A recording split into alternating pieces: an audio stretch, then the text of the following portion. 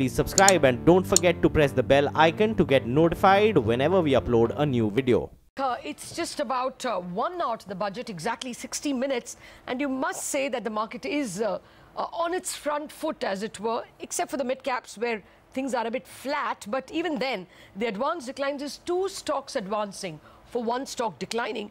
You can't complain. For the pre-budget overs, the market is clearly tackling the bull, tackling the bat with a front foot bat, as it were. Okay, the countdown is started, and I think we're getting pictures of the finance minister reaching Parliament with his team and that very important briefcase as well. All eyes of the nation are going to be on what's inside that bag. I don't think I can see You can't see much except camera. He's getting mobbed by all the photographers at the moment. But yes, in 1 hour from now, we'll get to know what's inside that bag. Those are live visuals coming in for the countdown to the budget. All right. Well, Sudarshan is back with us. Sudarshan, we missed you earlier, couldn't connect. What's the trade now? I mean, there are so many stocks, rural-based stocks like Escorts and M&M flying. There's L&T flying after the numbers. What trades now? Well, the first trade, of course, is to be long in the Nifty using Nifty call options. So buy, I mean, I'm assuming you've already bought the traders, buy 11,000 calls. Okay. Apart from that, Escorts, L&T are 2 trades we've already discussed. But Apollo Hospitals and Bata India are 2 side trades that are worth looking at today. Okay. All right, Sudarshan, thanks for that. We'll come back to you for more technical calls. But for now, the market has actually picked up to the high point. The Sensex is up 200 points. So going into the budget, quite strong, I must say. The mid-cap index has also arrested its losses. Adrian Mowat, emerging equity market strategist, joins us now to give us his view on what to expect this time around. Adrian, hi, good morning, and always good speaking with you. We're talking after a while. You know, the Indian markets have underperformed their emerging market peers this year. Is it the overhang of the possibility of the LTCG that's keeping our markets from outperformance? And if that does not come through, how do you see the Indian markets perform? Yeah, look, I think there's a couple of dynamics here. There's clearly quite a powerful story in China, particularly them focusing on higher return on assets, you know, partly in order to service the debt levels that they've built up. Tech's been doing well, but that's been tech as in internet and to some extent tech hardware rather than tech software. We've also had reasonably good political news out of Brazil, more optimistic data out of Mexico, and in South Africa, the ANC leadership election went in the right direction. So I think there's been catalysts for other markets. And India's perhaps been more steady as you go. I think the broader index is up about 3% this year, so underperforming EM. And it's also notable that small caps are down as well. Morning, Adrian. As always, pleasure speaking with you, and good to have you back after a bit of a gap. Well, you know, you've seen so many budgets and how markets react to them. If you're an India stock picker, would you just let it blow by? Or do you think it actually makes a material difference to your stock picking?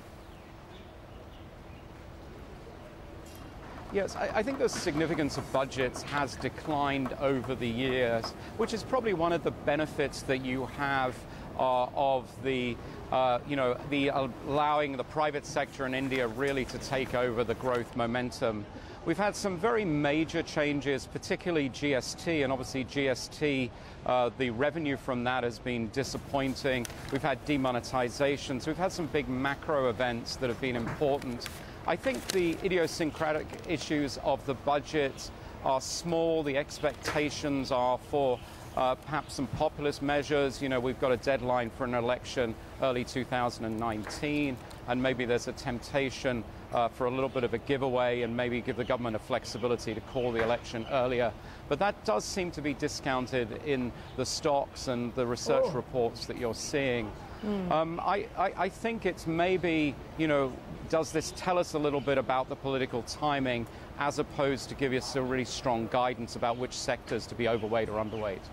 Okay, well, actually, yeah, we did have the Minister of State for Civil Aviation, Jayant Sinha, formerly a Minister of State for Finance, telling us this is going to be a political budget. But Adrian, the other issue would really be deficit. The bond markets in India have been sulking big time with, you know, not even a mention of the deficit yet. Do you think the finance minister should worry a great deal? 3% should have been the long-term range that he should come to. Should he stick to it? Yes, so the market's going to look at two important cyclical factors here. So there's the RBI revenue, which undershot because of demonetization. Plus there's indirect taxes, the GST disappointing. So if you've got a normalization in those revenue sources, I think the market would then become a bit more relaxed. If you don't get a normalization in those revenue sources, then the market is going to be anxious. I also think there's a global context here for bond markets. Remember that US bond yields are drifting higher. There is an expectation of some 3 moves at the short end by the Fed, and US long rates being somewhere near 2.75 by the end of the year. So Indian bonds will partly reflect that. But there is a specific issue, as you highlight, which is that the budget deficit to GDP has exceeded the target. There's some speculation of a reversal of the Fiscal Responsibility Act in India, and I think that would be a negative fundamental for the Indian bond markets. Okay, for now, the equity market doesn't seem to have any jitters as we head into the big budget. I mean, the Sensex is still up almost about 200 points, and a lot of rural-focused stocks are doing well. The two-wheeler space is doing exceptionally well this morning. Bajaj Auto, Eicher Motors, Asian Paints from the discretionaries are up almost about 1-odd%. So looking pretty good. But not the bond market, Sonia. It's bond market is showing a little bit of jitters. I mean, 7.43 from 7.42 yesterday. So this word political budget may not have gone down well with them. Okay, well, we'll wait by and see. We don't have to wait too long. But Adrian, just one final word before we let you go. If indeed there is an LTCG imposed, maybe to the tune of about 10-odd% or so, is that something that the market will digest, or do you think that there would be, you know, a slightly higher damage than what we've seen earlier?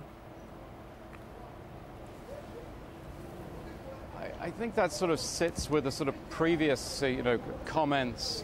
I think that there's a risk that this budget sort of generates a greater political timing concern with a fiscal deficit concern, and that could be a relative drag on the Indian market versus other emerging markets.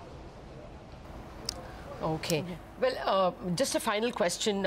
If you've been looking at the earnings lately and the performance of corporate India in general, what would you pick in India? Yeah, so I think we've got a story out of the Indian market where earnings have been relatively weak. There's an expectation that for the current quarter we're in that they're going to be better because you get the sort of rebound from demonetization. But there's a degree of cynicism out there that it's a base effect. So that tends to make you go back to what you like longer term. So where are you seeing meaningful increase in sort of penetration? And so the financial sector still looks pretty good from those dynamics, as does some of the consumer stocks. And maybe it's a little bit more rural consumption than urban consumption, which has been a theme for a number of years now. Okay, Adrian, as always, a pleasure speaking with you. Thank you for joining us. That's the word coming in from Adrian Moat. He says that other emerging markets like Mexico, Brazil, etc.,